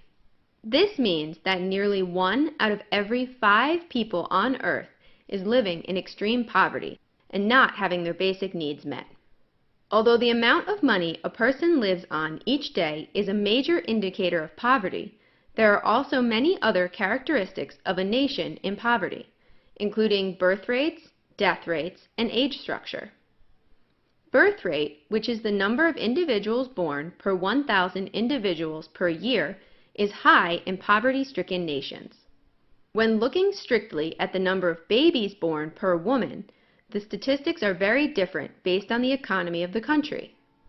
On average, women in wealthier countries only produce 2 babies during their lifetime, while women in poorer countries produce around 6 babies during their life. In general, poor regions have less access to contraception and also may produce more offspring to help increase income for the family. Having a high death rate, which is the number of individuals that die per 1,000 individuals per year, is another characteristic of a nation living in poverty. One important death rate statistic that is an indicator of poverty is the infant mortality rate, which is the percentage of infants that die before the age of 1 year. The wealthiest nations often have an infant mortality rate that is less than 1%, while the poorest countries have an average infant mortality rate of around 10%. Poor regions often have high death rates due to limited access to medical care, poor sanitation, and increased prevalence of diseases. The third characteristic of a poverty-stricken nation is the population's age structure, which is the distribution of the population based on age categories. Wealthy countries often have their population distributed relatively evenly over all age categories. Due to high birth rates and low survivorship, poor countries often have a skewed distribution, with a higher percentage of their overall population being in the lower age categories. Now that we know what poverty is, how do you think it relates to population growth? For the most part, poverty-stricken countries have high population growth rates. Although the death rate is high in poor regions, the birth rate is even higher, which results in a constant increase in the human population. In addition, the population growth in regions of poverty is also increasing due to the age structure of the population. Poor countries have a high percentage of their population in lower age categories. This results in a large proportion of the population being at reproductive age and leads to an increase in overall birth rates, thus helping increase the overall population of the country. Due to the high population growth rates of poverty-stricken countries, the carrying capacity of the human population is of concern. The carrying capacity is the maximum population size of a species that an ecosystem can support indefinitely. The concern is that regions of poverty with high population growth rates are going to lead to a rapid and uncontrolled growth in the overall human population. This could result in the carrying capacity being exceeded. If the carrying capacity is exceeded, the population will be too large and there will not be enough resources for all individuals to survive. As a result, individuals will die due to a lack of resources until a healthy population is reached that can be sustained on the resources available. Another concern that relates to poverty and population growth is global sustainability. Global sustainability is the act of meeting the needs of the present human population without compromising the ecosystem services and natural resources needed for future generations to meet their needs. Global sustainability is in jeopardy because as the human population continues to increase, more current resources are going to be needed to sustain the population. For example, more land will be converted for housing or farming, more fossil fuels will be consumed, and fresh water supplies will be used more rapidly. Although global sustainability will be in jeopardy due to the overall increase in the human population, regions of poverty are a concern because they are contributing to the growth at a much higher rate. Now, let's review poverty and how it relates to population growth, carrying capacity, and global sustainability. Poverty is when a person is unable to meet their basic needs due mainly to economic constraints. The major characteristic of poverty is low income level, with poverty being considered living on around $2 a day and extreme poverty being measured as living on less than $1.25 a day. In addition to low income, poverty-stricken countries are also characterized by high birth rates, high death rates, and an age structure skewed towards young age categories. As a result of these characteristics, the population growth rates of poor countries are very high. The high population growth rates of poverty-stricken countries are leading to a rapid increase in the overall human population. This increase puts the entire population in jeopardy of exceeding the carrying capacity, which is the maximum population size of a species that an ecosystem can support indefinitely. If the carrying capacity is exceeded, there will not be enough resources to support all people, and eventually individuals will die due to the lack of resources. Poverty and the subsequent population growth will put in jeopardy global sustainability, which is the act of meeting the needs of the present human population without compromising the ecosystem services and natural resources needed for future generations to meet their needs. If the population grows too large, resources will be used too rapidly and will not be available for future generations. If you live in a developed country, you might not think that poverty affects your life. Although most problems caused by poverty have the most direct impact on the people who live in the poverty-stricken country, some problems are larger. The rapid population growth that results from poverty and the increased use of natural resources is a problem that affects everyone on Earth, no matter where they live. Due to the widespread effects of poverty, it is the responsibility of everyone to help correct the issue and end poverty. The human population is constantly growing. Worldwide, every second, 2.6 people are being born. To put that into perspective, if it takes you 5 minutes to watch this lesson, during that time period, over 700 people will be born. Due to this rapid birth rate, as of 2011, the human population exceeded 7 billion people. The human population has not always been so large. Around 10,000 years ago, before the invention of agriculture, it is estimated that the human population was only a few million people worldwide. After the invention of agriculture, the human population began to grow slowly until the 1900s, when a rapid increase in the human population began. With increases in technology and medical advancements, the human population was able to reach 3 billion in the 1960s. Since that time, the population has more than doubled and continues to increase. Now that we have an idea of how large the human population is and how it has grown, what impact do you think this will have on natural resources? Can the Earth sustain all of these people and supply the resources every person needs to survive? Due to this increase in the human population, there has been increased pressure on the natural resources that we rely on for survival. Natural resources include a variety of substances and energy sources that we take from the environment and use. They can be divided into renewable and non-renewable resources. Renewable natural resources are substances that can be replenished over a period of time, such as sunlight, wind, soil, and timber. On the other hand, non-renewable natural resources are substances that are in finite supply and will run out. Non-renewable resources include minerals, metals, crude oils, natural gas, and coal. Some non-renewable metals that are commonly mined and used are iron, aluminum, manganese, copper, chromium, and nickel. Iron is used in the largest quantity of around 740 million metric tons each year, and nickel in the lowest quantity of around 0.7 million metric tons. Although the amount of non-renewable metals varies by type, the majority of all metals are used by the United States, Japan, and Europe. Due to the increase in the human population, natural resources are being used up at a more rapid rate than in the past. Although renewable natural resources can be replenished, when they are used too rapidly, they cannot replenish fast enough to meet the human demand. Even worse, when non-renewable natural resources are used too rapidly, they are even closer to running out completely and being gone forever.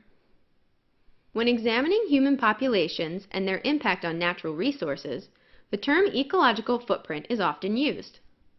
An ecological footprint is an estimate of the amount of land that is needed to supply a person with the resources they need to survive. The resources included in the ecological footprint include all materials and services that a person needs, such as housing, food, energy, and land to dispose of waste. Due to variations in culture and lifestyles, ecological footprints vary a great deal by country. More wealthy countries often have larger ecological footprints than poorer countries. This is mainly due to the fact that as countries become more affluent, they start to use more energy, have more material objects, and create more pollution. Now, let's review human population growth and how it is influencing resource consumption. The human population has been steadily increasing and reached over 7 billion people in 2011.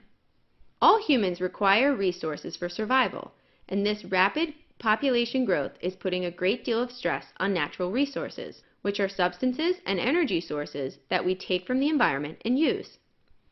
These resources are often divided into renewable natural resources, which are substances that can be replenished over a period of time, such as sunlight, wind, soil, and timber, and non-renewable natural resources, which are substances that are in a finite supply and will run out, such as minerals, metals, crude oils, natural gas, and coal.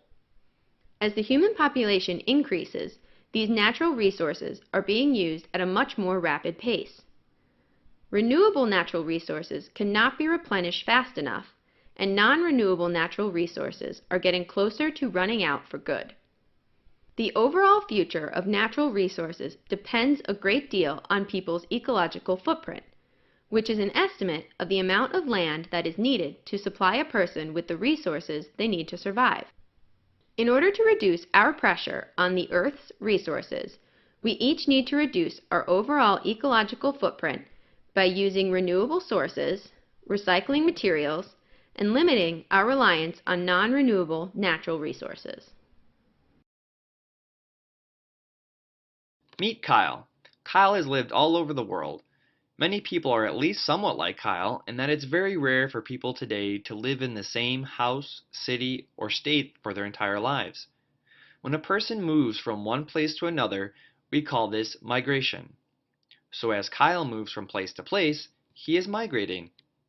We normally associate migration as movement from one country to another, but far more common is the movement of people within countries and from one country to another, but within a particular geographical or cultural region.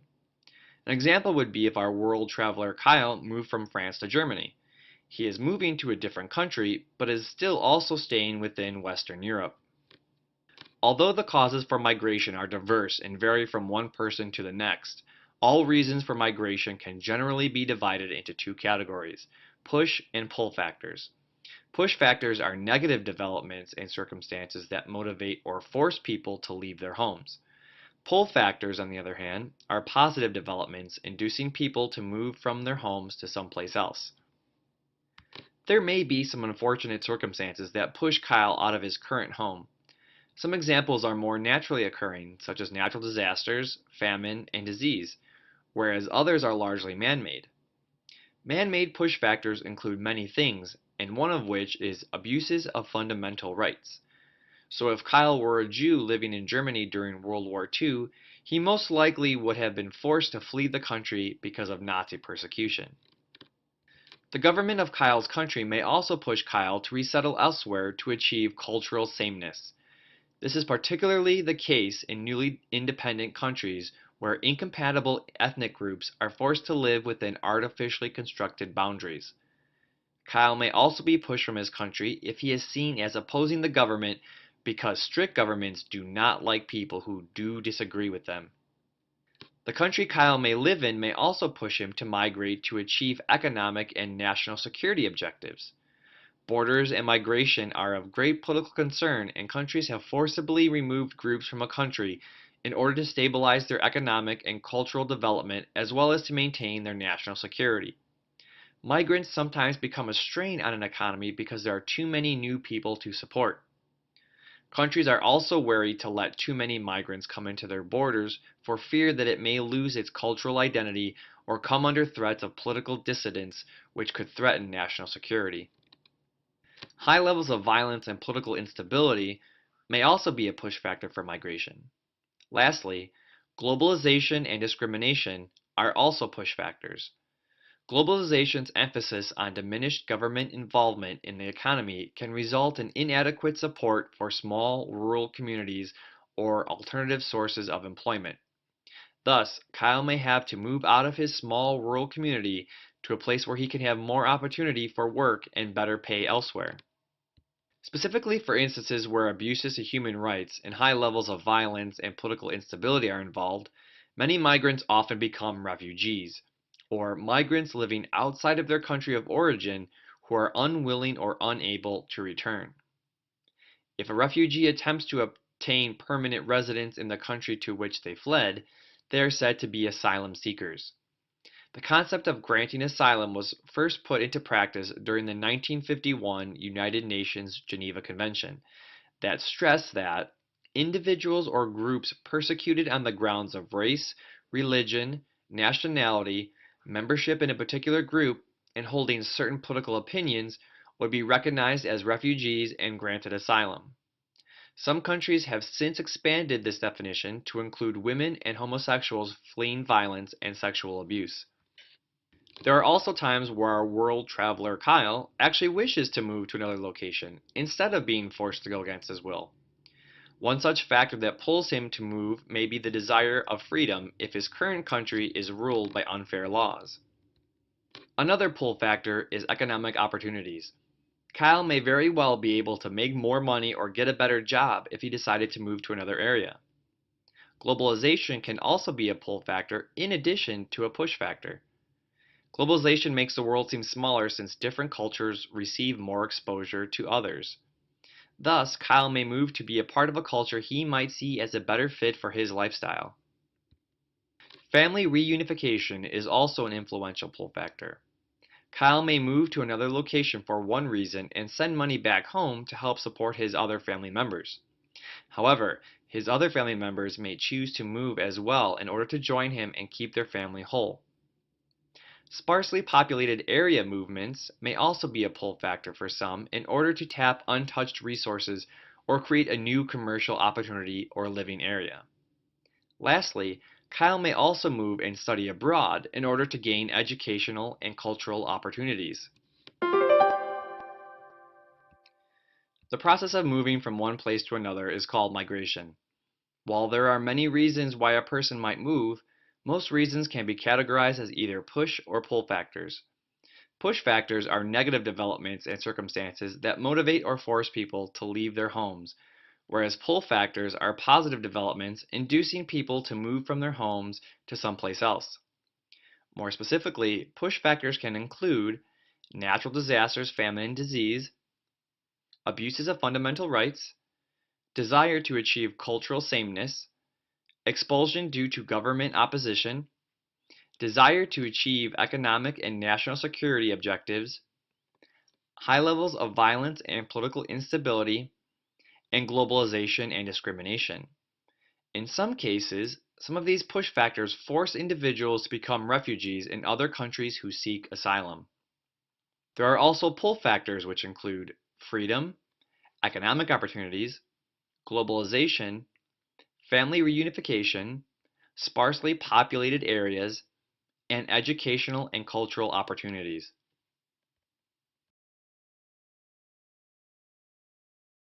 It's a sad fact that many developed countries at some point in their history have forced less dominant groups of people to do work for them.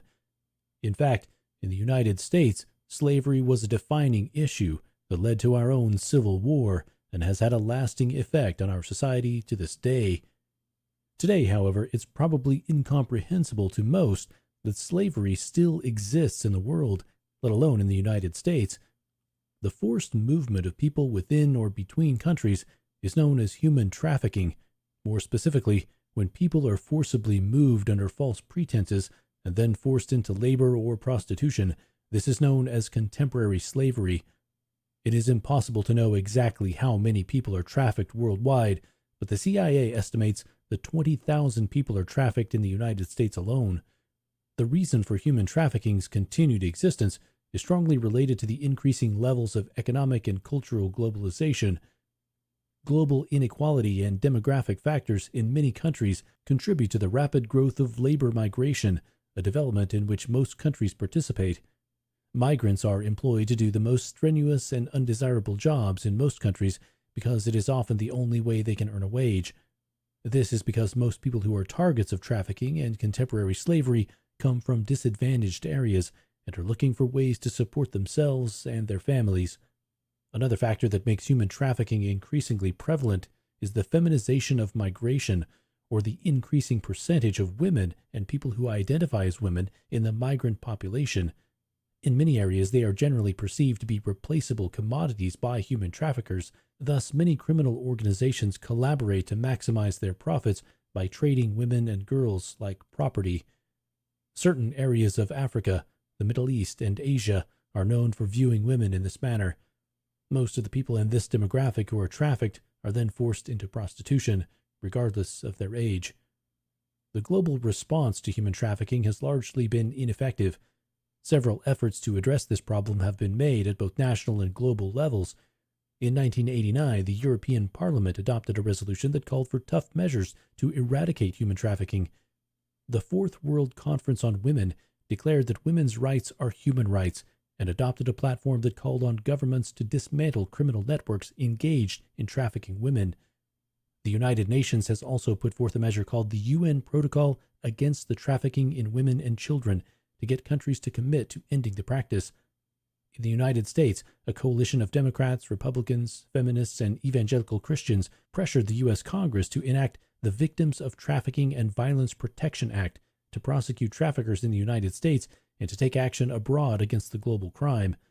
This law recognizes human trafficking as a federal crime and requires the U.S. Department of State to publish an annual report on the state of human trafficking globally. While the concept of forced labor is not new in the history of the world, it is concerning that it still exists and is a growing industry. Most often, human trafficking and contemporary slavery arise in developing countries with disadvantaged economies and whose people are trying to find a path to better economic conditions. What is also concerning about this issue is that women are at a particularly high risk of being trafficked as they add to the growing migrant population. The response to human trafficking has also been largely ineffective, save for a few modern-day measures such as the Global Fourth World Conference on Women and UN Protocol Against the Trafficking in Women and Children, as well as the Victims of Trafficking and Violence Protection Act in the United States. The world can be a scary place. There are many things we come into contact with that can cause us harm. Just think of all the things you do on a daily basis to keep yourself safe. You may wear a helmet while riding your bike or a seatbelt while driving your car. Many homes are even outfitted with security systems to keep out intruders. Airports also make you go through many levels of security to keep you and other passengers safe while traveling. All of these safety measures are important because people are coming into contact with one another more frequently than in the past. New technology, communication, and the emergence of more independent states has allowed human activity to become intertwined worldwide. While this global contact is in large part positive, it does bring with it a darker side. A complex environment has evolved where in addition to all of the good things globalization brings with it, there are also serious threats to human security such as terrorism and violent crime. Let's again take the example of getting a security system to protect you, your family, and your personal property. Unfortunately, as we come into contact with more people because of the advances in communication and travel, there becomes the potential of other people who want to claim your stuff for their own. This is a scary threat indeed, and thus there is the need for the security system. Now imagine this threat on a global scale. The violence and threat of violence that accompany the emergence of modern states led to the pervasive emphasis on military power as the highest priority of states. The fear of losing territory or being eliminated was very real. As this fear spread, there emerged a security dilemma. The security dilemma, also referred to as the spiral model, refers to a situation in which actions by a state intended to heighten its security and keep its citizens and property safe, either by increasing its military strength or making alliances, can lead other states to respond with similar measures. Thus, as each state increases its military strength or makes alliances with other countries, tensions and the risk of conflict greatly increase. States try to produce a global image of strength and security, but this can be interpreted as aggression by others, even though no side desires the wish to be drawn into using military force. Increased security, however, also comes with a price and may actually lead to the increase of more crime. While a person's life and property may be made safer, governments have been of the mindset that in order for that to happen, short-term restrictions on civil and political rights are essential. Thus, many governments find themselves on a slippery slope that leads to more durable infringements on democratic freedoms. These infringements can lead to the creation of terrorism. While there is no universal definition of what terrorism is or what a terrorist looks like, there are some qualities that all acts of terrorism have in common. First, all acts of terrorism are designed to create fear. Terrorists seek to frighten people in distant places in order to exert pressure on governments. Terrorism is essentially a form of psychological warfare that can last for generations. It's also common that terrorist acts are closely associated with ideology and the increase of globalization. Globalization is a major factor in global terrorism. In many ways, terrorism is a product of resistance to change brought about by cultural, economic, political, military, and even environmental globalization. One such local example of terrorism occurred in the United States during the 1950s, where a group called the Ku Klux Klan rebelled against racial integration and challenges to the social, economic, and political status quo that white people held over African Americans. This rise of globalization has not only created the formation of highly organized terrorist groups, it has also led to the rise of violent crime. While the security dilemma attempts to address threats from outside sources, such as another country's military, it doesn't do a strong job at addressing crime from within its own borders. For instance, it doesn't address other factors that may lead to the increase of crime. For example, Poverty increases and population increases are two factors that increase the likelihood of violent crime. As poor individuals are packed into cramped urban areas, feelings of hopelessness increase and become a breeding ground for crime because it is seen as the only way to survive. Also, ethnic conflict and civil wars, combined with easy access to guns, provide fertile grounds for gang violence to flourish as well. On the whole, many countries are ill-equipped to effectively respond to global criminal activities. Few governments have the resources to effectively control global crime, especially in light of reduced government budgets for public services. Furthermore, divergent views among countries about crime and different priorities render effective collaboration among states difficult to achieve. Despite this grim view of global security, there are some things that the global community has done to try and combat crime. The International Criminal Police Organization, or Interpol, is a global clearinghouse for police information based in France. Interpol collects and analyzes data, supports global crime investigations, organizes operational working meetings among countries, and organizes regional and global conferences in a wide range of criminal activities. There is also the UN Convention Against Transnational Organized Crime, which is a global agreement between many countries aimed at reducing crime through global cooperation. New technology, communication, and the emergence of more independent states has allowed human activity to become intertwined worldwide. While this global contact is in large part positive, it does bring with it a darker side. The increase of globalization has created a security dilemma among nation-states in an attempt to create a global image of strength and security. However, the increase of security often comes with trade-offs, such as personal liberties, which can lead to the rise of terrorism.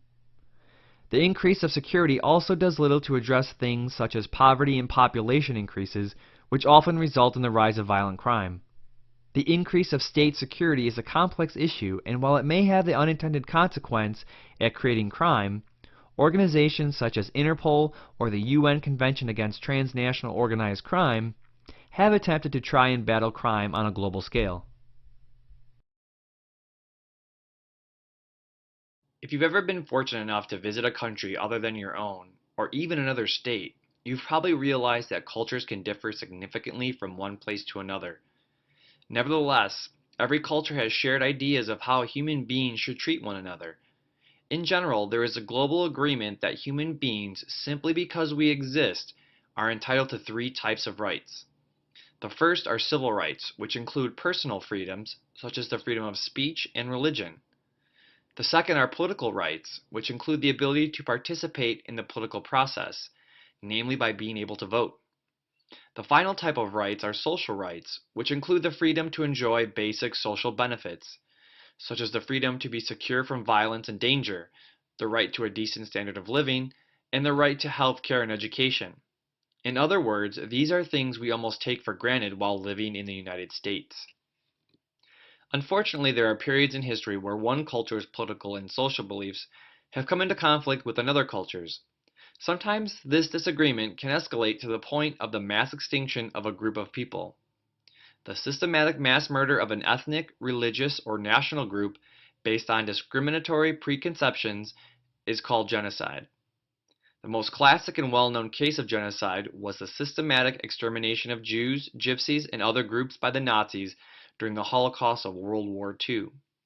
There have been, however, many other examples of genocide throughout the history of the world, most of which have occurred during the 20th century. It's almost impossible to think that people could treat other people in this harsh of a manner. Unfortunately, it does happen. However, it doesn't happen overnight. In fact, there are roughly 8 stages that comprise the genocide process. The first is the identification stage, where people are put into categories determined by such things as race, religion, or location. This creates an us versus them mentality. So for instance, I can be put in the category of a white male Chicagoan. The second stage is a symbolism stage, where we give names or other symbols to the classifications. We name people Jews or Gypsies, or distinguish them by colors or dress, and apply them to members of groups. Classification and symbolization are universally human and do not necessarily result in genocide unless they lead to the next stage, dehumanization. Dehumanization is when one group denies the humanity of the other group. Members of it are equated with animals, vermin, insects, or diseases. Dehumanization overcomes the normal human revulsion against murder, and that's the key part of any genocide. If a person feels that the person they hate is not part of their humanity, then they can justify doing any number of horrible things. Note that genocide is always organized by the state, though sometimes informally by terrorist groups. And during the next stage of polarization, extremists drive the groups apart. For example, hate groups broadcast polarizing propaganda, or there may be new laws that ban things such as cultural or racial intermarriage or social interaction. Before the actual act of extermination takes place, genocides will often reach the preparation stage, where victims are identified and separated by their previously determined identification. Death lists may be drawn up and members of victim groups may be forced to wear identifying symbols. Groups are also often segregated into ghettos, forced into concentration camps, or confined to a famine-struck region and starved. Once this happens, then a cultural group proceeds into the extermination stage, where mass killings against another cultural group occur. Finally, after the mass killings, there is always a final denial stage, where a group guilty of genocide tries to cover up and deny such an extermination ever happened, or at least under the circumstances in which it did. Following the Holocaust of World War II, in 1948 the United Nations adopted the Genocide Convention, which defines the act of genocide and requires countries to act to prevent and punish genocide. Unfortunately, many countries refrain from declaring atrocities to be genocide, partly because of these requirements. The pressure to prevent and/or punish genocides has largely fallen on large developed nations. In addition to the Genocide Convention, the London Agreement of 1945 provided for the creation of an international military tribunal for war criminals, which has forced countries to view the act of genocide and war crimes as a collective responsibility so that justice and peace can be served. Since then, war crime tribunals have been established for other instances of genocide. While war tribunals are a good method to hold countries accountable for war crimes and genocide, they sometimes take too much time, money, and agreement among countries for their formation. Fortunately, around 1998, many countries gathered together to form a permanent tribunal out of an as-needed court that had first started in 1945. This tribunal is called the International Court of Justice, or World Court, and is composed of judges elected by the United Nations General Assembly and the Security Council. Unfortunately, shortly after its formation, the Bush administration in the United States renounced their involvement in the World Court. However, several leaders have since then been accused or tried by the World Court for war crimes, such as Slobodan Milosevic of Yugoslavia. Genocide is the systematic mass murder of an ethnic, religious, or national group based on discriminatory preconceptions. This terrible act does not happen overnight and normally follows a process of 8 steps, including identification, symbolizing, dehumanizing, polarizing, organizing, preparing, exterminating, and denying. It has also become incumbent on the world community to try and combat war crimes and genocide and hold the leaders of such acts accountable. Acts such as the Genocide Convention, the London Agreement, and the World Court attempt to do just that. Former U.S. President Theodore Roosevelt was famous for stating the quote, "Speak softly and carry a big stick." The thought behind this quote was that the mere presence of having a big stick would dissuade others from attacking you or would persuade others into giving you what you wanted. However, the problem becomes that if a few countries start getting big sticks, then others may feel threatened and want big sticks of their own. This is because many countries embrace a worldview that places a constant struggle for power and dominance as necessary. This constant competition for power among groups and nation-states essentially guaranteed the proliferation or rapid increase of weapons. Therefore, these sticks started to take the form of guns, nuclear, chemical, and biological weapons. In this lesson, we will take a look at the reasons behind and types of weapons proliferation, along with how it is combated. The competition for power and dominance and the resulting increase in weapons carries with it some important strategic, economic, and political motivations. During the superpower rivalry during the Cold War, the United States and Soviet Union produced a massive amount of weapons in an attempt to intimidate the other, and even provided weapons to their own allied countries so that they could defend themselves if need be. A wish to maintain a regional balance of power is another reason for the increase in weapons production. Arms sales are often defended on the grounds that such transfers contribute to regional stability and diminish the likelihood of war, which does seem counterintuitive in some sense. There may also be political, military, and economic leveraging at stake as well. For instance, the United States depends on oil from the Middle East, and the United States may provide weapons to some of these countries not only so that these countries can defend themselves, but it also creates a relationship where the United States is able to gain and maintain access to other parts of the country's political, military, and economic elites. Economic factors also influence some countries to produce arms either to gain resources to build bigger weapons or to finance other things in the state. Many countries may develop their own weapons to preserve their independence, which is known as self-reliance. Conversely, oppression by authoritarian governments who want to keep their people from gaining independence may also rely on weapons and military force to keep their control. While a bully on a playground may threaten others with his fists, other nation-states use much more dangerous weapons to intimidate others. The first type of weapons includes small arms, which would include guns, grenades, and assault rifles.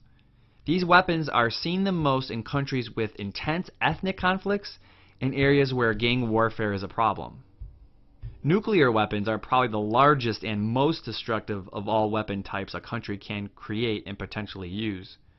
During the Cold War, the United States and the Soviet Union built up thousands of nuclear weapons to try and intimidate the other. While the total number of nuclear weapons has decreased since the Cold War, there are now other countries who have the capability of producing nuclear weapons of their own. Lastly, chemical weapons, for example mustard gas used during World War I, and biological weapons, for example anthrax, also threaten the security of others. They are now mainly used by non-state sponsored terrorist groups. Oftentimes when a parent wants to punish a child, they can take away his or her toys. It becomes much more difficult in the international community to play the role of parent and take away the toys or weapons of other countries because those countries are independent and often don't have to listen to the international community. Overall, the most common way that the international community influences weapons proliferation is through economic sanctions such as trade embargoes or through widely agreed upon weapon disarmament agreements. Specifically, small arms proliferation is hard to keep in check because keeping accurate counts of small-sized weapons and ammunition within a country is often not feasible. However, in 2008, the UN Security Council recommended that the Security Council apply mandatory sanctions such as economic and trade sanctions, travel bans, financial or diplomatic restrictions, and arms embargoes to exert pressure on a state to comply with small arms reductions. Also, the United Nations has been active in peacekeeping and peace-building activities to try and preemptively avoid the conflicts and the use of small arms. In regards to the use of nuclear and chemical/biological weapons, the international community has been more successful by creating agreements and treaties between nations that commit themselves to reducing the amount of nuclear weapons a nation possesses, as well as promising never to use biological or chemical weapons in a conflict. Treaties such as the Limited Test Ban Treaty, the Nuclear Non-Proliferation Treaty, and the Anti-Ballistic Missile Treaty were all attempts to manage the creation and testing of nuclear weapons, while agreements such as the Geneva Protocol and the Chemical Weapons Convention established commitments by countries to stop the use of chemical and biological weapons. Weapons proliferation in the global community is a serious issue, often in part because it most directly and immediately poses a risk to the safety and well-being of people everywhere. Competition to gain power and status is most often the cause for the proliferation of weapons. Small arms, nuclear, chemical, and biological weapons are the types of weapons most often discussed when talking about the issue. While it is hard to force an independent country to commit to the decrease of weapons manufacturing, storage, and use, cooperation among the international community has led to the use of economic sanctions to decrease small arms proliferation, as well as the formation of agreements and treaties such as the Limited Test Ban Treaty, the Nuclear Non-Proliferation Treaty, and the Anti-Ballistic Missile Treaty to manage the creation and testing of nuclear weapons, and the Geneva Protocol and Chemical Weapons Convention to establish commitments by countries to stop the use of chemical and biological weapons.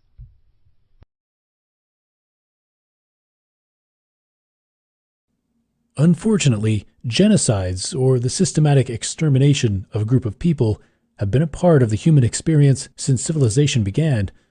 The 1915 Armenian genocide is not as well known as the Holocaust, and that's partly because some in the international community do not even acknowledge that it occurred. But it was in fact one of the most horrific mass exterminations in history. From 1915 to 1918, the Turkish government deported, enslaved, tortured, and killed 1.5 to 2 million Armenians in an effort to ethnically and religiously cleanse the Turkish nation.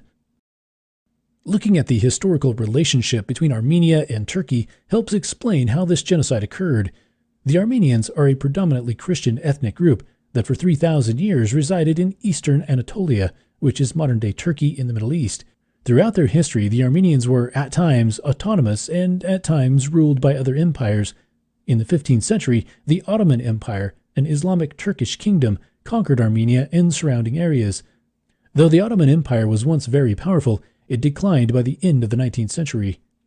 In its decline, the Ottoman Empire attempted to subjugate any non-Turkish and non-Muslim ethnic groups. The Armenians, a religious and ethnic minority, were thus the target of increasing oppression. In the 1890s, the Armenians pushed for democratic reforms and civil rights, but the Ottomans pushed back and massacred hundreds of thousands of Armenians in 1894 to 1896. As bad as this was, the elimination of the Armenians had just begun. The most immediate cause of the Armenian genocide was the brutal intolerance of a tyrannical regime, but there are additional factors that help explain how such a horrific event occurred. For one, many Turkish people resented the Armenians because they were generally more educated and wealthier. In addition, a new group of Turkish leaders called the Young Turks took over the Ottoman Empire in 1908 and dedicated themselves to eliminating enemies of the state. The Young Turks initiated reforms in order to restore Turkish glory. Unfortunately, part of these reforms meant eradicating all non-Muslim, non-Turkish groups. The Young Turks perpetuated suspicion, resentment, and intolerance of the Armenians, even blaming them for the nation's problems. As this hateful rhetoric and propaganda spread, people began massacring Armenians on their own, even before the official genocide of 1915 began. A final cause of the Armenian genocide was World War I, which began in 1914. The war pitted the Ottoman Empire and the Central Powers against Russia and the Allies. At the time, Armenian communities were wedged between the Ottoman and Russian empires, so the Ottomans feared that the Armenians would defect to the Christian Russian Empire instead of supporting the Islamic Ottoman Empire during the war. To the Young Turks, the Armenians were a social, religious, and political enemy that needed to be eliminated. World War I gave the Ottoman Empire the opportunity to eradicate the enemy living within its borders. Though oppression and violence against the Armenians had been going on for some time, the Armenian genocide officially began on April 24, 1915, when the government arrested and murdered around 200 Armenian intellectuals. It escalated from there, as Armenians were forced out of their homes. They were often stripped naked and sent on death marches through hundreds of miles of desert to Syria, never to return home. In addition to deportation, the Young Turks formed what's called the Special Organization, which was a killing squad. The Special Organization was made up of criminals who were authorized to kill any remaining Armenians in absolutely brutal ways. The Special Organization drowned, crucified, and burned Armenians until corpses overwhelmed the countryside. They raped and enslaved Armenian women. They also took Armenian children from their families, forced them to convert to Islam, and put them into new Turkish families. The Armenians had been deprived of their guns and could not fight back, though a small number of Armenians were fortunate to flee to Russia alive. The genocide finally ended in 1918 when the Ottoman Empire surrendered to the Allies, but not before almost 2 million Armenians had been executed. At the time, the international community was outraged and horrified at the genocide. After World War I, some perpetrators of the genocide were prosecuted, but many leaders got away. In addition, massacres of Armenians began again between 1920 and 1923. Decades later, the world views the genocide in contradictory ways. The current Turkish government refuses to acknowledge the genocide as such. In fact, it is illegal to discuss the Armenian genocide in Turkey. Turkey was never sanctioned and never returned property to the Armenians. It also took several years for other nations to call the Armenian genocide what it is, the brutal massacre of an innocent group of people. Because Turkey is technically an ally of the United States, the U.S. and some other nations have not yet formally recognized the Armenian genocide, fearing that Turkey would sever the alliance with the U.S. and provoke further chaos in the Middle East. Whether it's called a genocide or not, it's clear that the 1915 Armenian genocide was not, in fact, an isolated incident. Instead, it was the culmination of several years of oppression at the hands of the Islamic Turkish Ottoman Empire. The Young Turks ruled the Ottoman Empire at the time, and they used the brutal special organization to murder up to 2 million Armenians. The Armenian people were nearly wiped out. But some did survive, and today, after enduring multiple massacres, Armenia exists as an independent nation.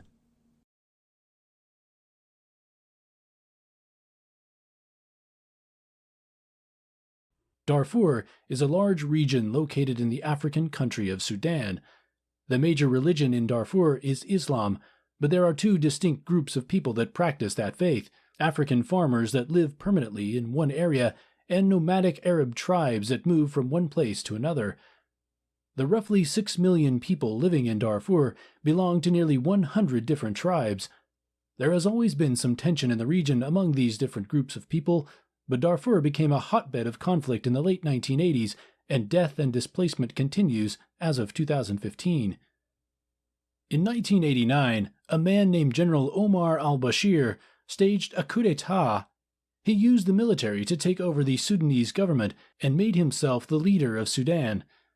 The National Islamic Front became the new government, and Bashir and his new regime bore much of the responsibility for the problems that grew in Darfur. After Bashir took power, farmers in Darfur claimed that the National Islamic Front no longer protected their interests against the nomadic tribes that moved in and out of the region. These nomads committed crimes, violated property rights, and even hurt the people living there. Bashir's government turned a blind eye, so the people of Darfur formed two different rebel groups that decided to fight back against their do-nothing government: the Sudan Liberation Army, SLA, and the Justice and Equality Movement, JEM. In 2003, Bashir responded to the SLA and the JEM in two ways. First, he ordered the military to fight the two rebel groups. Second, he sent a number of Arab militias to terrorize the people living in Darfur. Referred to as the Janjaweed, or Devils on Horseback, the militias rode into villages on horses or camels and terrorized the people living there. They murdered, raped, and pillaged, leaving over 400 villages in complete ruin and countless people without homes. Displaced people from Darfur fled across the border into the neighboring country of Chad, and refugee camps popped up in the region. The refugees, however, were not necessarily safe from attacks. The Janjaweed preyed on refugee camps and actively worked to destroy resources.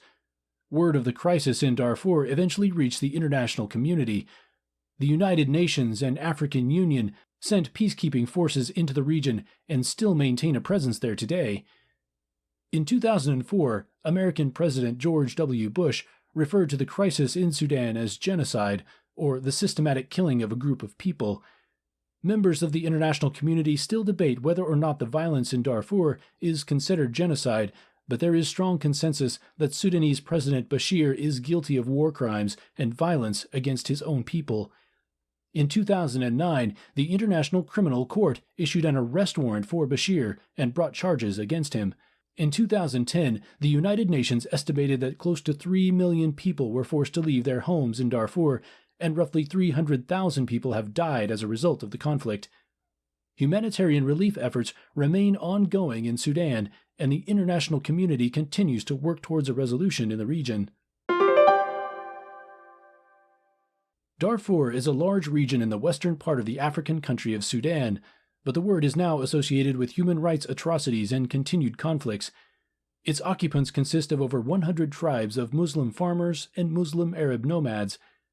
After Omar al-Bashir took over the government in a 1989 coup d'etat, the farmers organized rebel groups like the Sudan Liberation Army (SLA) and the Justice and Equality Movement (JEM) to combat the government that had done nothing to protect them from the criminal and violent nomadic peoples. Bashir ordered groups of militias called Janjaweed to terrorize the Darfuris. As a result, millions of people have been made homeless and hundreds of thousands have died. The conflict continues today, despite attempts for peace by international groups and an arrest warrant for Bashir for war crimes.